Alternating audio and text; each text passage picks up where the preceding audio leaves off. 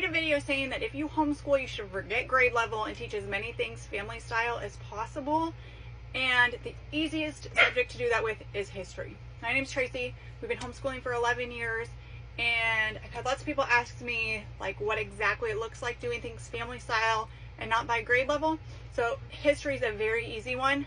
There is no reason to teach one kid like U.S. history because they're in 5th grade or whatever your state does, and then somebody else another time period. Doing history as a family is so great because you can all be reading the same thing, you can all be learning the same thing, talking about what you're learning, and using history to guide the rest of your homeschool. You can choose a history time period and set your whole school year around what you're learning in history. We use history cycles. That's a sort of classical idea, but you do history in 4-year cycles: ancient, medieval, early modern, and modern. And so whatever time period we're reading, we use that to pick our read-aloud books. I use that to pick historical fiction that each of my kids have to read.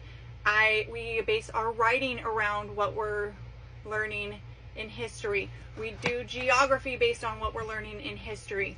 So there are a bunch of curriculums that go off of that 4-year history cycle. We're currently using a program called Biblioplan, and then they have geography books that go along with it. My oldest is doing the advanced, and then my other 2 kids are doing middles. So one's just a little harder than the other. That's how you can do like different ages. They're doing the same thing, they're learning the same thing, but it's scaled to their age. And we've used there's Story of the World, Mystery of History. I can't think of any others right off the top of my head, but there's a bunch of history curriculums that sort of, you're able to build a whole school year off of what you're learning in history and then go through those history cycles.